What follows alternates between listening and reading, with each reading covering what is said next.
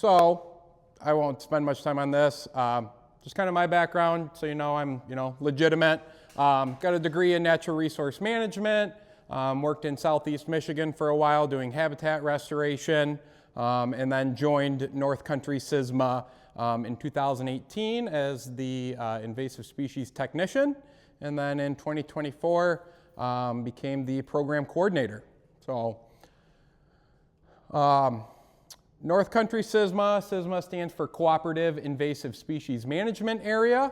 The state's broken up into 22 different SISMAs. So if you guys are not from my 6-county service area, which is Wexford, Missaukee, Mason, Lake, Osceola, and Mecosta, there are professionals that cover your region. Come on in. You guys are good. Come on in. Oh, no, you're fine. So I'll just start with kind of like the bare bones foundation. There is a legal definition for an invasive species. It's an organism that's not native to the area and is likely to cause damage to one of the following: the economy, the environment, or human health. Kind of a prime example is salmon aren't native to the Great Lakes, but you'd have a difficult time justifying that they are a negative to the economy, environment, or human health. Same with pheasants. Pheasants aren't native to Michigan or the US, but that's kind of the same category. Think of something like autumn olive, not native to the US, and does quite a lot of damage to the environment. And if you ever got a thorn in your hand, you'd say it's pretty impactful to human health. So invasive species, why care?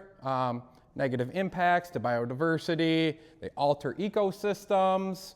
A lot of times they will replace native species that are there that have a benefit to the native flora and fauna that evolved for that ecosystem. And then the economic impact. So think of something like zebra mussels, the amount of money that's spent every year clearing out intake drains so that water intakes can actually function. I kind of touched on the economic impacts. These are really, really outdated numbers. Inflation's gone crazy since then, but that's in 2010 what was getting spent by all of these different departments. Historically, the state of Michigan has had the Michigan Invasive Species Grant Program, which started in 2014, and that was always $3.6 million towards invasive species prevention and outreach. This year, sadly, it got cut by $1.2 million. So, but there's a lot of money spent on invasive species management. And this chart will kind of pop up a little bit later on in my slideshow, but this is what's referred to as the invasive species invasion curve. You can see down there on the bottom left, you've got introduction. So you can think of that as a landowner plants some new rare plant that they found at a greenhouse, and it's the first time it's ever been introduced to the area. That's introduction, not widely spread, pretty low abundance. And then as time goes on and these things spread, you typically have early recognition. So that's normally by natural resource professionals that start seeing things odd, like, hey, why is burning bush showing up in our natural forests? And then as you go on and you get more widespread, you have public awareness. Think of autumn olive. Most people know autumn olive is an invasive species by now. Every hedgerow, every farm field edge, forest edge has autumn olive. Typically, when you get into this phase over here on the right side where pretty widely abundant, that's when management becomes very difficult on a landscape scale. We like to catch them in that introduction phase when there might be one or a handful of species, and it's much easier to control them. Ideally, we just do prevention. We do outreach, educate folks on why you shouldn't plant invasive species, because it's way easier to manage things if we actually don't have to. So why do these things succeed? There's kind of three main things, but you've got enemy release. So think of emerald ash borer. They don't have a native predator here in the US that feeds on them, predates on them. Aggressive growth, you've got carp that just basically outcompete everything. And then you have garlic mustard. So novel weapons, garlic mustard secretes a chemical into the soil. It's called allelopathy is the technical term, but changes the soil in favor of itself and makes it harder for other species to grow. So why are some of these things so hard to control? Let's see, do I go? Okay. So things like Japanese knotweed, Phragmites, tree of heaven, everything that was kind of listed on that previous slide about aggressive growth, they all utilize that. Japanese knotweed is evolved in Japan, so it's used to having volcanic lava flows go over top of it and bust through that basalt. So it is nothing for Japanese knotweed to grow through freshly paved concrete. Phragmites, not native to the US, over in where it is native to, Eurasia, it is not as problematic there as it is here. And that's just kind of that enemy release. It doesn't have things in the US that are feeding on it. And then you've got tree of heaven over there in the bottom left corner, and that's just a classic case of aggressive growth can outcompete any of the native species. Tree of heaven's an interesting one. It was widely promoted back in the day as a great city tree. It is very, tropical looking, will grow in horrible soils, horrible air conditions. So that's why it was widely used. Humans are mostly the reason that these things have spread around. So for control methods, I'm going to talk about integrated pest management. So these are all kind of the different management methods with integrated pest management. So natural control, think of weather, temperature, topography. Certain things just can't grow in Michigan's climate. That's a natural control. And then we have applied control. So you've got biological, chemical, cultural, genetic, mechanical, and then regulatory.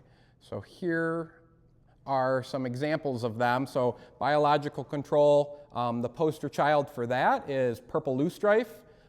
That's one of the successful biocontrols. A lot of times you hear about, research of a Japanese knotweed weevil. A lot of times that stuff isn't the silver bullet that will result in complete eradication of the species. In purple loosestrife's case, the Galaricella beetle feeds on the plants, reduces monocultures to a point where other natives can kind of coexist with them, but it never fully gets rid of the problem. Chemical control, think of pesticides, and that also includes organic pesticides. Cultural control, so crop rotation, tilling, that can be a way to manage invasive species. And then you've got genetic, so like Roundup Ready beans is a thing that kind of falls in that genetic category, but also for emerald ash borer, there's trials going on right now trying to breed or manipulate resistant ash species that can tolerate the ash borer. Mechanical/physical control, so hand pulling, sticky traps for insects like spongy moth or spotted lanternfly. And then you've got regulatory is one control method. So think of the prohibited and restricted invasive species list for Michigan, clean, drain, dry. Those are regulations that help prevent invasive species introductions. So integrated pest management, it's never just one aspect of it. Integrated pest management is kind of an adaptive concept. One thing isn't, the silver bullet. And a big aspect of integrated pest management is knowing the life cycle of your pest and being able to capitalize on the weaknesses of the pest. So what methods work? I oftentimes get accused of being a very pro-herbicide advocate. I am not. I would love to do all of this through hand pulling. I am very pro what works. If you fall into one of these categories only, you're not going to have success in your invasive species management. Herbicides are a tool in the toolbox. Hand pulling is a tool in the toolbox. So it's a big group of things that we use. So environmental impacts, you know, with herbicides, there's obviously off-target damage that can happen. Typically, natural resource managers do everything they can to mitigate and offset those impacts. So you're not going to be out there just spraying every single autumn olive in a field. It might be better to do a cut stump treatment where you're only applying it to the stump of that plant. No matter what method you choose, there is going to be some sort of environmental impact. It might be, if you're hand pulling plants, that impact might be erosion. If you're doing smothering of plants, the impact would be that you're not just targeting that invasive plant, you're going to have some off-target damage to surrounding plants. So, alternative control methods. So I've got a variety of different things listed up here. So we've got mechanical control, that's an uprooter, prescribed fire. This dam is, I have slides that highlight each one of these, but that would be environmental manipulation, so you can raise and lower water levels, smothering, tillage, and goats. So the dependable hand pulling, typically you're not going to hand pull massive areas of garlic mustard. It's just not feasible. Typically, conservation organizations are underfunded, understaffed. I have no idea how they pulled that much garlic mustard. That's days and days worth of work. Typically, hand pulling is better suited for small, outlier, sparse infestations where we're down in that kind of early introduction phase. Hand pulling or digging with equipment is great for autumn olive when you're not dealing with that much, but if you're using an excavator to scoop out your autumn olive, you're having quite a lot of soil disturbance that can promote other things to grow, as well as you got to kind of have a plan for how you're going to revegetate that. You're going to have just some big old potholes on the edges of your field. Many species cannot be hand pulled, and you will be cursing yourself if you try to hand pull them or dig them out. Japanese knotweed has a root system that goes 15 feet down and up to 60 feet out. Anybody that tries to excavate them ends up digging a lake to try and get the entirety of the plant. And then you have the problem of what are you going to do with all of that fill dirt? Because wherever you put that fill dirt, you're now going to have Japanese knotweed growing there. So certain species, you're going to cause more of a problem if you try to mechanically control them. And forgive me for bouncing back and forth. I'm trying to use a mouse to do this. So uprooters are a great mechanical leverage tool. They basically save your back. They clamp on the base of a woody shrub, autumn olive, honeysuckle, anything like that, and you basically lean back, that clamps on the base, and you're using mechanical leverage to rip that thing out. This is another brand called a polar bear. The conservation districts actually have these available for rent. So you can rent them out for, I think you get them for a whole week for 20 bucks. They're fairly expensive if you try to buy them yourself. I think they're about 300 bucks, but they're very well built.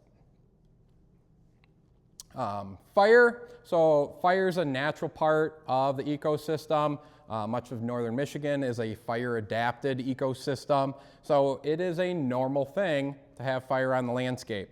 It can take different forms. You've got somebody that's doing a legitimate prescribed fire there with their drip torch and all of their wildland firefighter gear. And then you've got, that could straight up be a picture of me doing my garden. I have the same exact setup. I torch everything around my garden fence, because why would you want to be spraying pesticides around your tomatoes and that type of stuff? They all have a great purpose. It looks like this guy's doing a driveway, a gravel driveway. That's what I do my gravel driveway with. why, use pesticides where they're not needed. And a lot of the stuff that grows in gravel driveways, the cracks in an asphalt driveway, a lot of that is pesticide resistant because it has been treated for years and years, and sometimes these things can have resistance to pesticides. So cutting out the middleman there and going with fire is a great option. Fire is a great way to cover a wide area, depending on how many people you have that are working with you and people's skill level. It's not that big of a deal to do a 40-acre parcel in a day.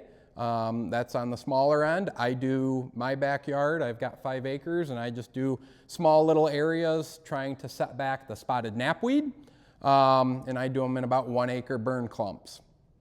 It's not going to be, like all these other things, it's not the only solution. Certain things are able to make it through the fire. Spotted knapweed will still persist, but what the fire is helping do is restore that ecosystem. So you're going to help a lot of the fire-adapted native species. So you're going to see a lot of little bluestem and big bluestem come back after that fire, and that will help compete with those invasive species. So habitat modification. What comes to mind with this one is Phragmites. So Phragmites, for those that aren't familiar, tall wetland grass, 10 to 15 feet tall, grows in extremely dense clumps, and likes its feet wet. Roadside ditches, shorelines, anywhere from like 3 to 3 feet of water to a dribble of water it can tolerate. So traditionally, Phragmites is managed with aquatic approved herbicides. So the state, many people don't know that there are a whole list of special herbicides that are approved and formulated for use in standing water situations, wetlands, that type of stuff. They typically do not contain the same chemicals that would be in the off-the-store shelf Roundup. A lot of times in that off-the-shelf Roundup, the surfactants in there are what make it problematic for amphibians and fish. Surfactants are what help the herbicide penetrate the waxy cuticle of a leaf, but they also help it penetrate the skin of amphibians and fish. So in these aquatic safe formulations, they remove a lot of those chemicals to make it less problematic in those settings. With Phragmites, like I said, typically managed with aquatic safe herbicides. Mechanical cutting is not effective. It is a grass species. Grass likes to be cut. What you're seeing above ground is 20% of the plant. 80% of the plant is stored below ground in a crazy network of roots and rhizomes. So it is well prepared for after you come through with, a hacksaw, loppers, whatever. Cutting will not manage the species. One way to manage the species for lakes that have water controlled devices or small ponds or anything like that is you can either flood it out or you can drain it out. The plant obviously is a wetland-based plant, likes its feet wet. It can't tolerate being completely dry. It will still survive in dry roadside ditches. It's got a deep enough root system where it can still get into some of that water table and survive, but it will drastically set the plant back to the point where, if you needed to spray 3 gallons of herbicide mixture, prior to draining that lake, you might only have to do 1/4 of a gallon because you have such a sparse infestation. Flooding can also work if you have the ability to flood the plants because flooding can work in combination with cutting. So I did say cutting doesn't necessarily work, but cutting can work if you're able to flood those plants. So you cut them below the water level and they are not able to respirate and continue their life. They basically drown. Smothering. Smothering is a great way. A lot of people prep their garden beds with it. Basically, you're solarizing everything. Not allowing any sunlight to get there. That heat can speed up and sterilize the soil. killing off, invasive species seeds that are in the ground. Smothering is not always the best thing for soil health because you're going to be killing off some of those microbes and the beneficial fungus that are in there. And it can take several years for certain species. So something like Japanese knotweed, you guys already saw that it'll grow right through concrete. Smothering's not going to work. Japanese knotweed will basically grow until it finds the edges of your tarp, and then it'll set up its population on each side. But for other species, smothering is a great option. This falls into the category of smothering, and probably what you guys are picking up on is it's very species specific. So this is an example of a buckthorn baggy. Glossy and common buckthorn are some gnarly invasive shrubs that like to invade our wetland edges. And buckthorn, for some reason, if you cut the plants about 6 inches above the ground and place a covering on it, these are buckthorn baggies from buckthornbaggie.com, but you can also use, I've heard people use coffee cans. They've just made their own with, tarping. If you cover that stump and you prevent sunlight from reaching that, you will not have resprouting. So kind of a cool, unique way. And buckthorn baggies are great because a lot of times we're trying to manage buckthorn on a stream edge, in a wetland, on some of these slopes. So by doing buckthorn baggies, we're able to leave that root system in place, preventing erosion, stabilizing that bank, while allowing us to plant into that bank with natives. So like white pine, something that'll tolerate that stream bank and compete with the buckthorn baggie. Tillage is kind of a controversial one. Depending on who you talk to, it's not right for every situation or every species. Basically, you're trying to speed up the germination process. So think of like a fallow field that was ripe full of autumn olive and for years has had thousands and thousands of autumn olive berries go into that soil. The tillage can promote those seeds to germinate, and you're going to speed up the process. Typically, when you manage a field full of autumn olive, once you get rid of all of the parent shrubs, you still have to stay vigilant on that field for 3 to 5 years because you're managing seedlings that come up. Tilling can speed that process up, but it can cause some issues with everything that comes with tillage. A lot of folks that work with NRCS now hear about no-till drill and leaving some of that material out on the fields. So it is kind of a case-by-case basis. And the big thing that comes with tillage is you have to have a restoration plan. You're not going to till that 40-acre field to manage your autumn olive and then just have it go back to natural. If in your long-term plan you're looking to put in native seed plugs or do a native seeding, that is a good situation for tillage.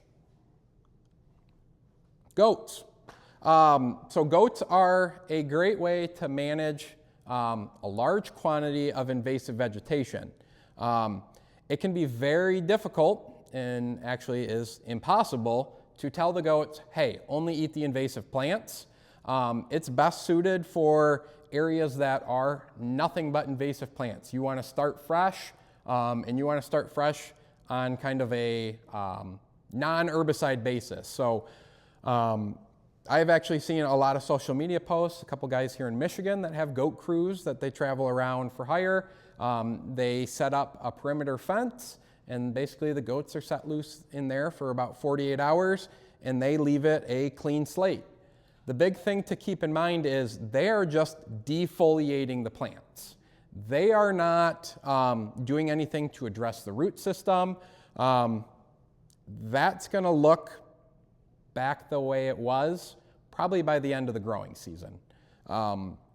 So it's a good way to get in there. If you're wanting to do an herbicide cut stump treatment, after these goats come through, right, you're going to be able to get through there now and actually reach the base of these shrubs.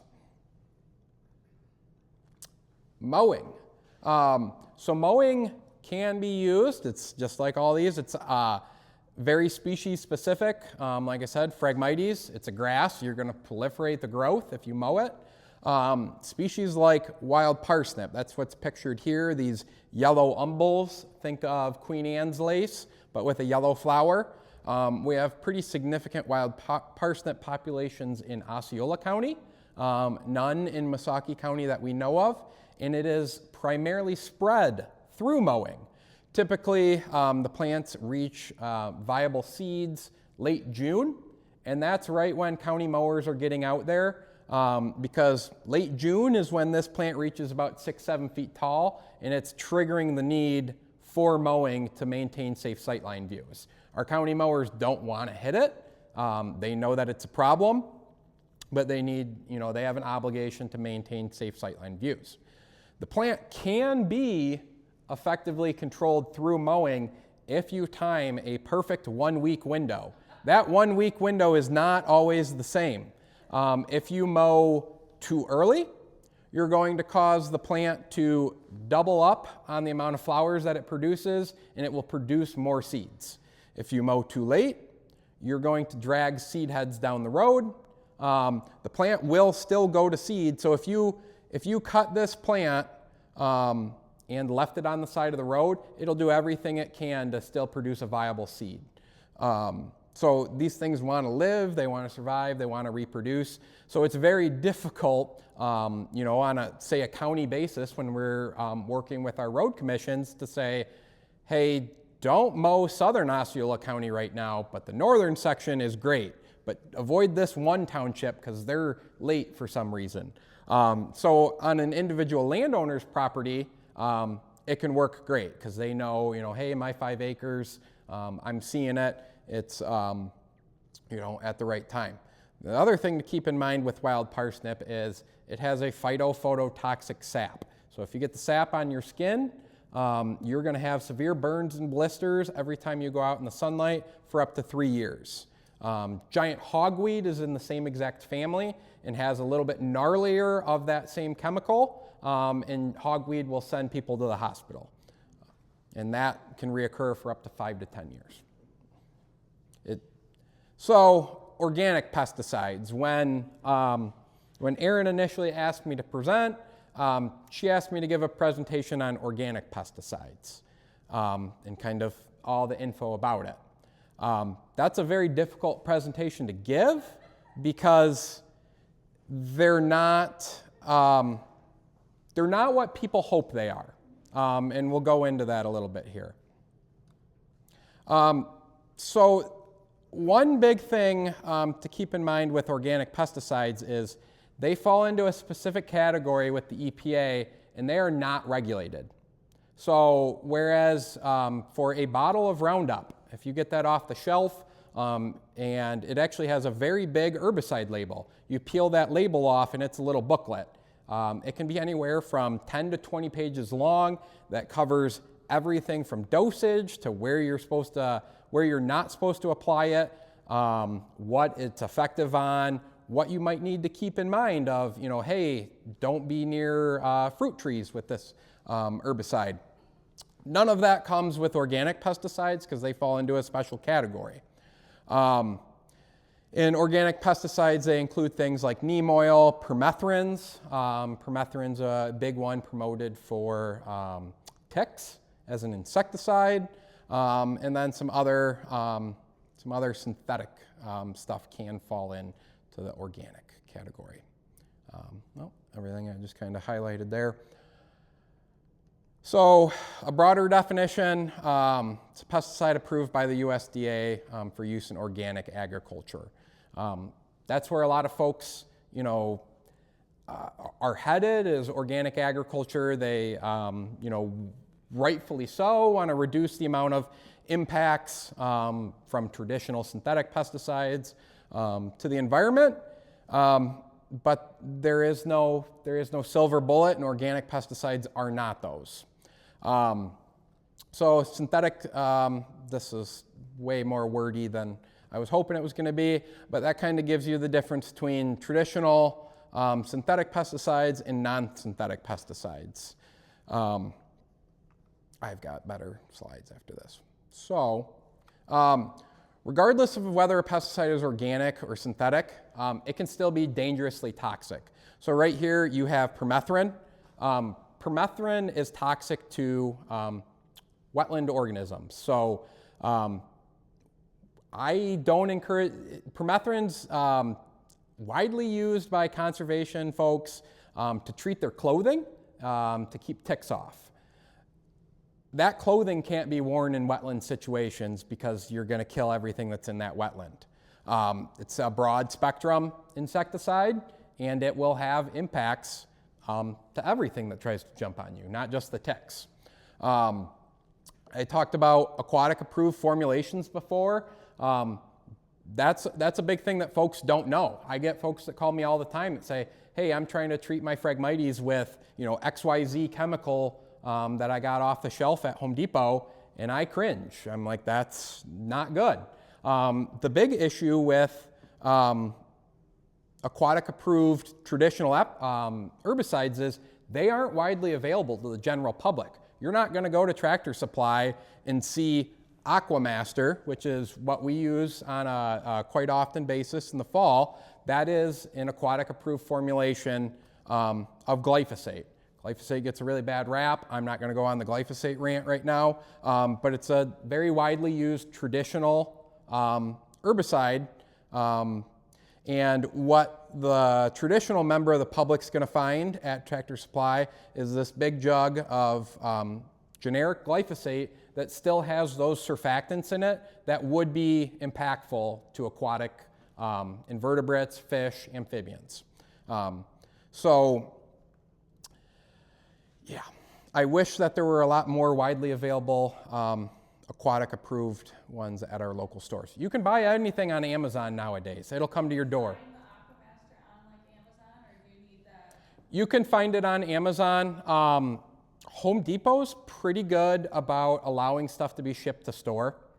That's what I tell folks most of the time. This is FarmWorks 53% glyphosate. Tractor Supply, Family Farm and Home has that year-round pretty much. You'll see big pallets in the spring. I tell people to get that for anything that they're doing in upland settings. Autumn olive, it's great. Nope. So that is a concentrated form. So if a landowner was doing, say, an autumn olive cut stump, they would probably cut that 1-to-1 with water. When we're doing like a Phragmites control, these both have the exact same concentration. When somebody refers to a concentrated glyphosate and you read your label, it'll say glyphosate, 53.6% by volume, and then the weird part is it says other, 42.6, whatever the math is. That's trademark secrets. What's in that other is those surfactants. A lot of that is water because, it's, and so you got water, surfactants, and then just some carrier agents. The difference between these two is this one's going to have the stuff that's bad for the wetland creatures, and then the Aquamaster doesn't have that in there. But when somebody says a concentrated glyphosate or a concentrated herbicide, when you look at the label, it's going to say 53.6% glyphosate. Typically, if you're at Home Depot and you're looking at one of those jugs that has the little pump and the wand ready to spray the cracks in your driveway, that's about 1% glyphosate. That's already diluted down. You're paying for a lot of water. So organic pesticides are often less persistent, which is great. We don't want to be leaving just bare patches of ground. Doesn't look great, not what we're out here promoting. We want natives to come back. So if something is less persistent, that's great. It gives farmers or anybody that's out there using this on their own property, there's less harvesting restrictions on some of these organic pesticides. So that's one of the draws, as well as it can lead. So that is a caveat. A lot of times with these organic pesticides, they're not as hard hitting, so it can lead to more getting applied. So organic pesticides for invasive species control. So these are brand names. These are the most commonly available brand names for a couple different types of organic pesticides. They all have different ingredients in them that work slightly different, and I'll talk about each one of these. These used to be, if this tells you anything, these used to be widely available at big box stores, but over the past couple years they've gotten pulled. You can still find them online, but I would have to imagine that a lot of people bought these and said this did not work.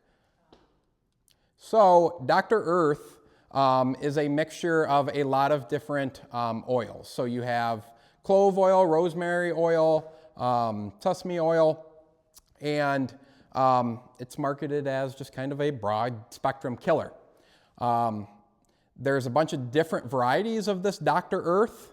And I think I have some slides that talk about efficacy of it later, but, oh, I just have all of these listed. So, and then you've got this one, which is sodium chloride. Just think of like, I got a slide after these that talk about people's DIY Facebook concoctions, you know, your homemade, little bleach, little bit of this. So some of these pretty much mimic people's, you know, DIY home herbicides. Salt solution. This one is citrus oil, limonene. This one's actually kind of interesting because we use limonene with our traditional herbicides as a surfactant. So the limonene penetrates and breaks down the cuticle of the leaf. This is an example of the label of one of these products. This is the full label. That's a short label. Correct. Here's another one with some fatty acids is the active ingredient. And there's its full label. And there's the whole environmental hazards section. So, organic pesticides for invasive species control. So, Dr. Earth, essential oils, Earth Ally, soap, vinegar, citrus oil, and then ammoniated soap. So, like I was talking about earlier, this is, you know, Science 101. Just kind of reminds me of like college science here, intro. We've got the structure of a leaf. So, on the outside of a leaf, you have the cuticle. If anybody's familiar with, say, myrtle, common ground cover, very waxy leaf. Myrtle has a crazy thick cuticle. It actually makes it very, very hard to control. So most of these, the cuticle functions to help the plant retain some of the moisture. Without the cuticle, it will pretty much die from thirst. It loses all of its water to evapotranspiration. I think I got that one right. So with the essential oils, the big takeaway with all of these that you're going to notice on these slides, when we talk about traditional versus organic herbicides, traditional herbicides are systemic. So when I say systemic, when we spray the leaves, for example, with a traditional herbicide that is a systemic herbicide, it's not only getting on the leaf, but it's making its way down to the root system. The root system is what we're after. If I'm just trying to kill the leaf, I could just take a torch and singe the leaves, problem solved. The plant's going to regrow because it's got a lot of nutrients down there in the root system. Organic insecticides and organic pesticides are contact. They do not move through the plant. They are defoliators. So you are only killing what that plant or what that organic pesticide touches. You're just going to basically singe the plant and then allow it to regrow. Same thing as the goats, you know. Like glyphosate isn't super effective anymore because it doesn't hit deep taproots. Because it affects the photosynthesis often, mostly. It does travel through the Yep. plant, but it's not killing taproots. And if you were to look at our herbicide cabinet at work, I probably have 7 different herbicides in there because where a glyphosate might work on Phragmites, it's not going to work on Japanese knotweed, or it's not going to work on this other plant. So there's quite a lot of research that goes into what works on what, and bigger taproots are an issue with that. This is the big long spiel. Here's the fancy thing about mitosis, meiosis, and how all of these things kind of work. Salt, soap, and vinegar. Once again, I could have just put what I underlined there as the only thing on this slide, but that's kind of all the sciencey mumbo jumbo of why they are a contact herbicide. Limonene. So this is the interesting one. So limonene is used as a surfactant in our traditional pesticides. It breaks down the outer layer of the plant. Basically removes that cuticle, and then the plant loses all of its water and moisture and dies that way. You still have the root system intact, allowing it to regrow. We use the limonene because it gets added to our herbicide mixture at a low dose. It breaks down the waxy cuticle, allowing for that herbicide to get into the plant's vascular system and spread. Ammoniated soap of fatty acid. A lot of these were kind of new. I actually had a fun time looking up some of these. One of my colleagues, Josh Shields in Manistee County, he's an FAP forester.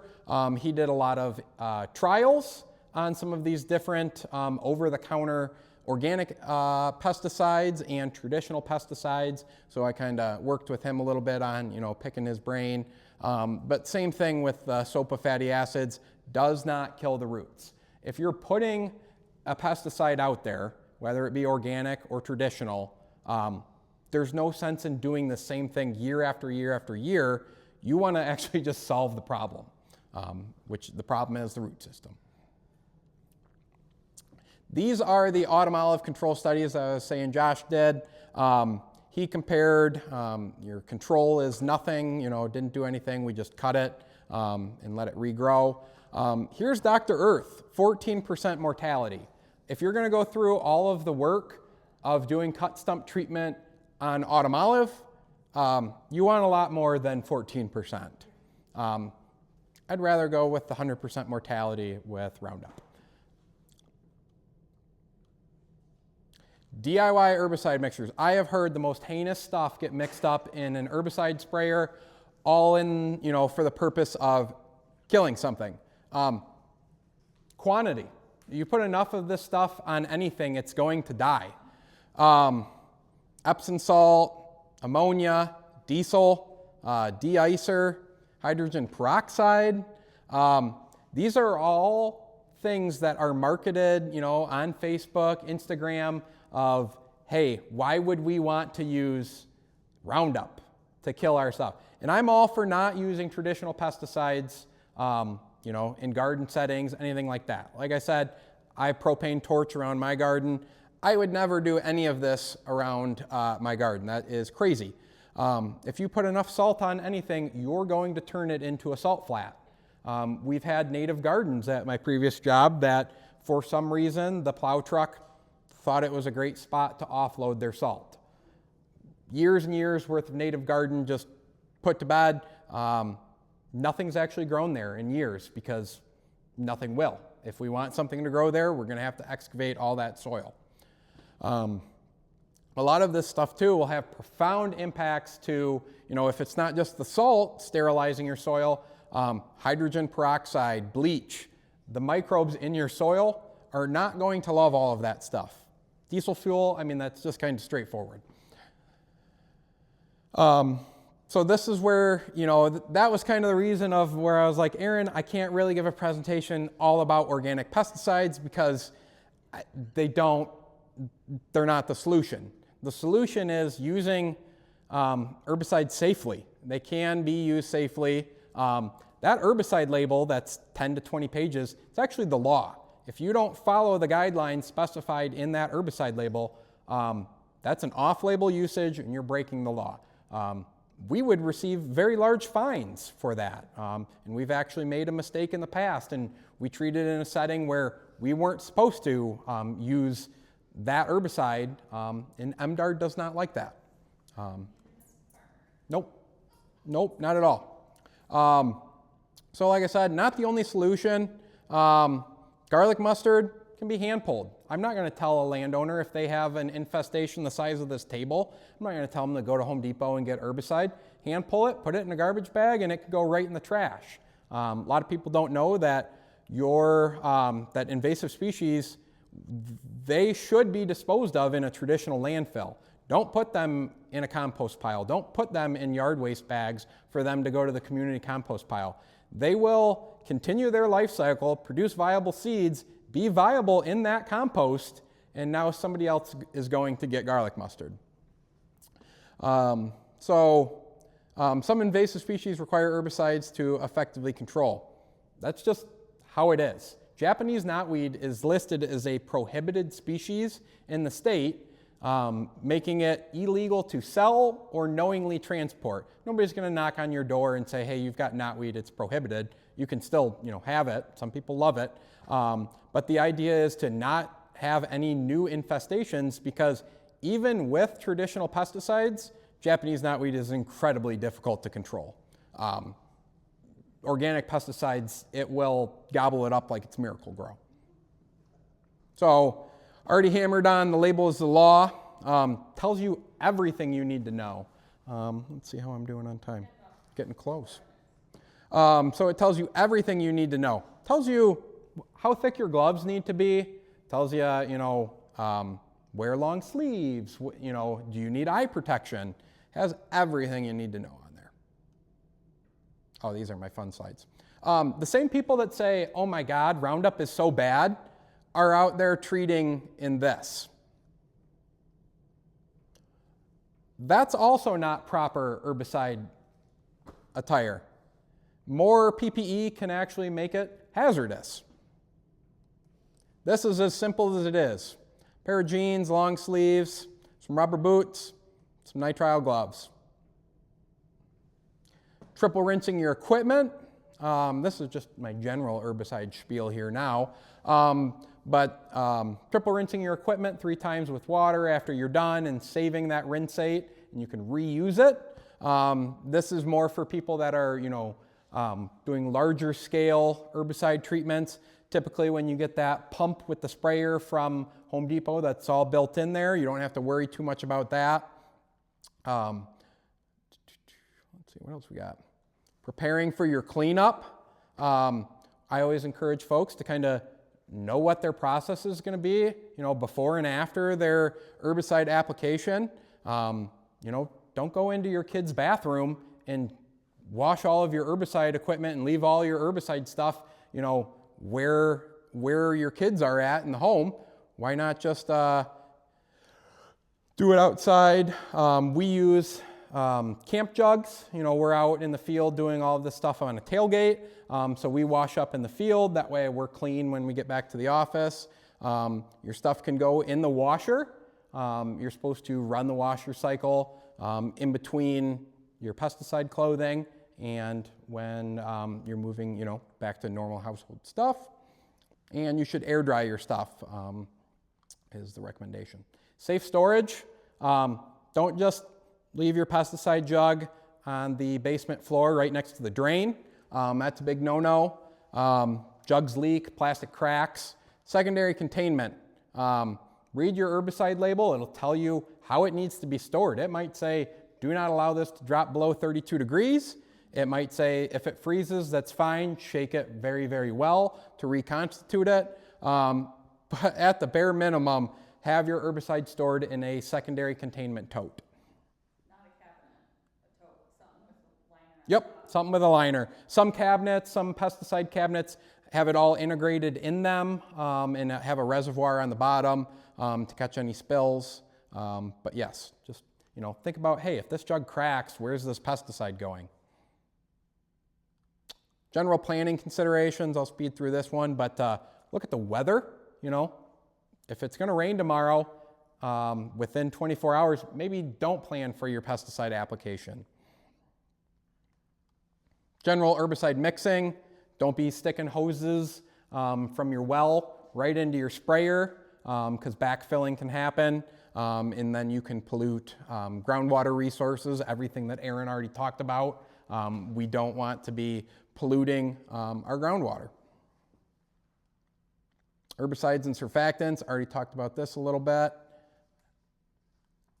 Picking the right treatment method. All of this depends on how big of an area you're doing. Like I said, garlic mustard, size of this table, hand pulling's fine. Somebody's talking about 300 acres of garlic mustard.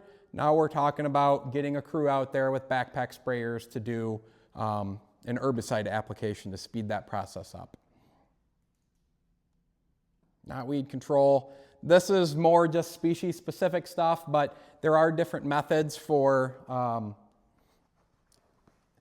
that's a knotweed injector. You're putting the herbicide directly in the stem. So very, very minimal off-target damage. There's different ways to mitigate this type of stuff. Knotweed. Bittersweet, cut stump treatment is the best way to mitigate anything on bittersweet control. Painting stumps, there's bittersweet wrapped tightly around a vine. More bittersweet. And then there's my contact info. I'll be around all day, so if we're out of time here and folks have questions, I've got cards on me and there's a bunch of cards at our table, so thank you all.